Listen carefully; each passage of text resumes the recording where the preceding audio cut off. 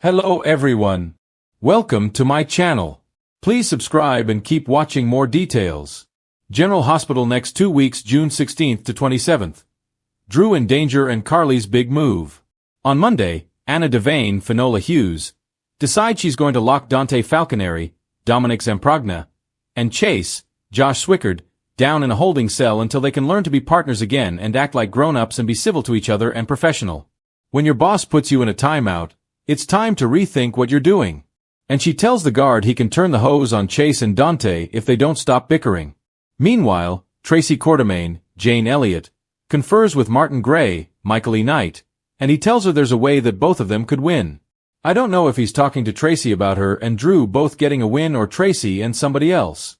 Lulu Spencer, Alexa Havens-Bruning, is in an apologetic mood, which is very strange for her.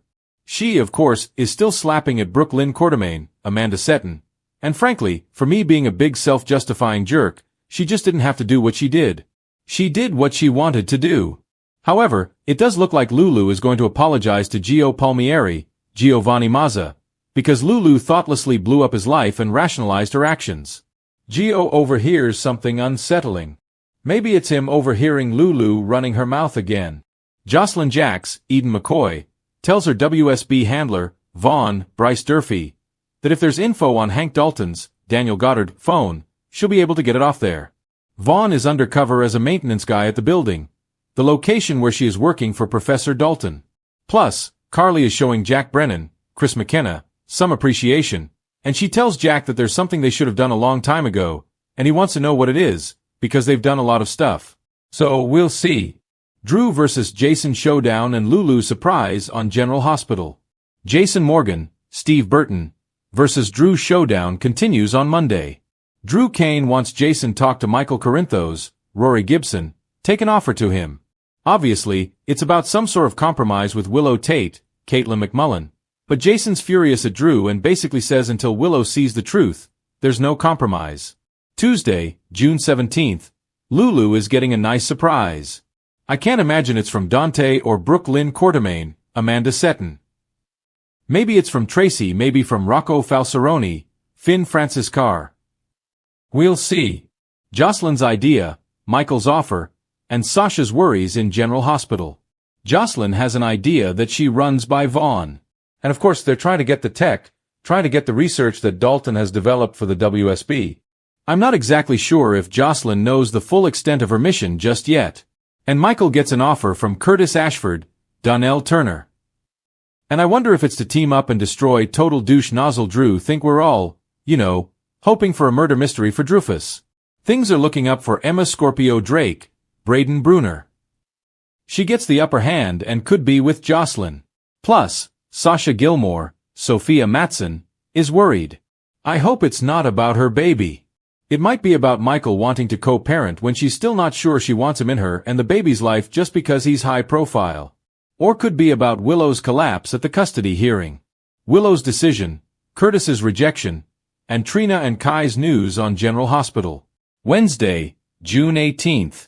Speaking of Willow, she is making a big decision. Is she going to leave Drew on the off chance that she'll be able to get her kids back, or is she going to stick with love and hope everything works out? Curtis is rejecting Portia Robinson, Brooke Kerr. Looks like he's just about tired of it. Now, Curtis does keep defending Portia. He doesn't want her in prison. He doesn't want her life ruined, but he also can't trust her. And that seems like their marriage may be doomed. This is not the first time she's kept secrets.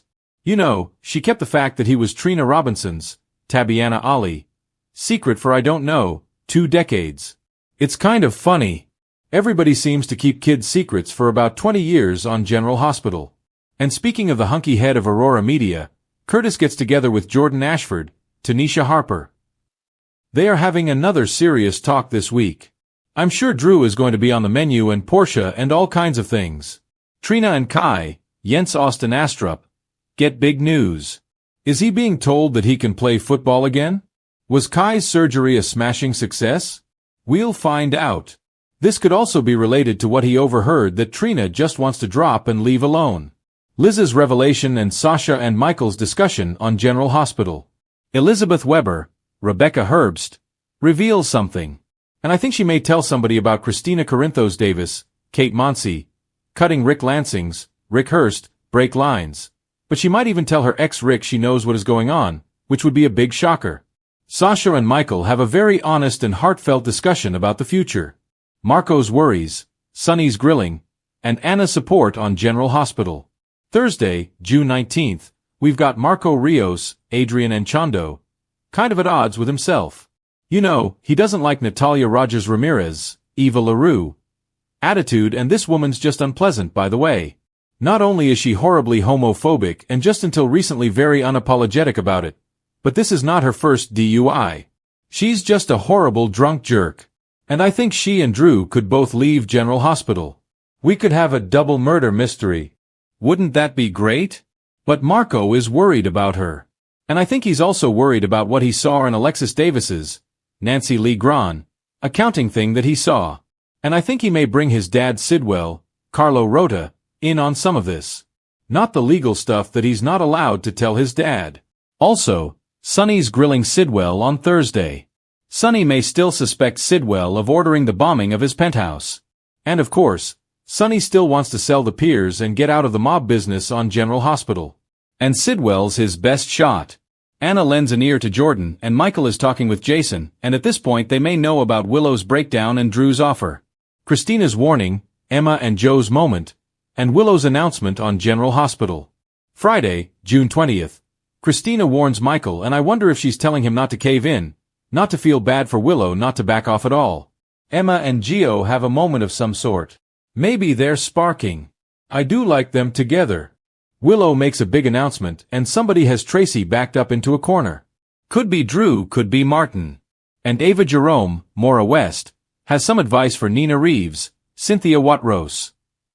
Carly and Jocelyn's actions, Tracy's decision, and Marco's move on General Hospital.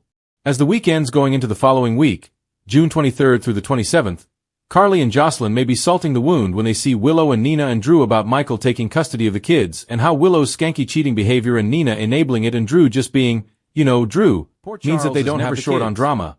But this week, everything explodes when Drew's life is once again hanging by a thread, and Carly makes a bold move that could change everything for her family.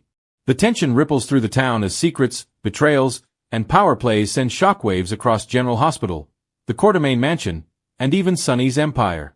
Drew's dangerous discovery. It starts innocently enough. Drew Kane walking through the dimly lit halls of Aurora Media, files in hand, his expression tense. He's been digging into something he shouldn't, a hidden paper trail linking Aurora's investors to a mysterious offshore account. He thinks he's found the key to exposing a major player in Port Charles' corruption. What he doesn't realize is that the moment he opened that encrypted file, he marked himself for death. Drew calls Michael, his voice clipped. I need to meet, privately. This can't wait. But before Michael can even respond, the line cuts out. A low hum echoes behind Drew, the elevator door opens, and a masked figure steps out. There's no time to react. A struggle ensues, papers fly, and Drew crashes into a glass wall, cutting his arm badly. The assailant lunges again, but Drew's military instincts kick in, and he barely manages to overpower his attacker. The man flees, but not before muttering a chilling warning. Stop digging, Kane. You're next. Bleeding and shaken, Drew collapses onto his desk, clutching his arm. He knows this wasn't random. Someone powerful wants him silenced. Carly's big move. Meanwhile, across town at Kelly's, Carly is deep in thought. Ever since Nina's downfall, Carly has been trying to rebuild her life, her finances, her family stability, and her reputation. But with Michael distracted and Drew in trouble again, she feels that old fire rising, the instinct to act before she loses everything. She calls Diane and sets up a private meeting. I'm done waiting for someone else to fix things, she declares. If Aurora's being targeted, I'm taking control. Diane warns her this could be risky. The media company is already under scrutiny, and stepping in now could expose Carly to the same dangers that nearly killed Drew. But Carly's not the type to back down. She's seen enough to know that the enemy is closing in, and she's determined to outsmart them. Later that night, she sneaks into Aurora's offices. The lights flicker, the hall's eerily quiet. She finds Drew's bloodied papers on the floor, his phone, cracked and still buzzing with missed calls. Panic sets in. "Oh my God! Drew!" Her voice echoes. Then she spots the folder he was carrying. Inside are documents tied to ELQ and a shadow investor with links to Pikeman. Suddenly it clicks. This isn't just about business. It's Sonny's world colliding with hers again. Sonny catches wind. Sonny, meanwhile, is in his office at Pozzolo's when Brick delivers the update. Drew was attacked, and Carly is sniffing around the same danger zone. Sonny's eyes flash with fury. "I told Drew to stay out of this. Now Carly's in it too." He slams his glass down. Despite everything that's come between them, Sonny's protective instincts flare. He can't let Carly walk into the line of fire. Not again. He orders Dex and Brick to find Drew before someone else does. But someone is watching. From across the street, a black SUV idles. Inside sits an unknown figure, speaking quietly into a burner phone. "Sonny's getting too close. If Carly finds those files, we burn everything, starting with Kane." Drew's close call. The next morning, Drew wakes up at General Hospital, hooked to N4, his head bandaged. Elizabeth is at his bedside, relief washing over her face. "You're lucky someone called 911 when they did. You lost a lot of blood." Drew groans, trying to sit up. "Carly," he mutters. "Is she okay?" Elizabeth shakes her head. "She's fine for now. But she was here earlier. Said she found your files and took them." That news jolts him awake. "She what?" Drew knows exactly what that means. Carly's walking into danger blind. Those documents weren't just about Aurora. They're tied to people who will kill to keep their secrets hidden. He pulls out his .4 and demands to be discharged. Elizabeth tries to stop him, but Drew's mind is set. "I'm not letting Carly fight this battle alone." Carly takes command. Back at the Metro Court, Carly has turned one of the hotel suites into a makeshift war room. The files are spread out on the table, photos, and documents pinned to a corkboard. She's piecing together a pattern, tracing accounts that lead from Aurora's subsidiary to an anonymous corporation that's been funneling money into Pikeman's operations. It's a bold move, but it's also reckless. Willow walks in, having been called by Carly for help. "I know this looks crazy," Carly says, "but Drew's been digging into something big, and I think it's connected to Sonny. If I can expose this before it explodes, maybe we can save everyone." Willow looks torn, her loyalty split between her husband, her mother-in-law, and her father's dangerous world. "Carly, if this is tied to Pikeman, it's not just business. It's life or death." Carly straightens. "Then it's time I play the game their way." Danger closes in. Outside the Metro Court, danger lurks. The same black SUV has returned. Inside, the masked attacker reports to his boss. "She's got the files."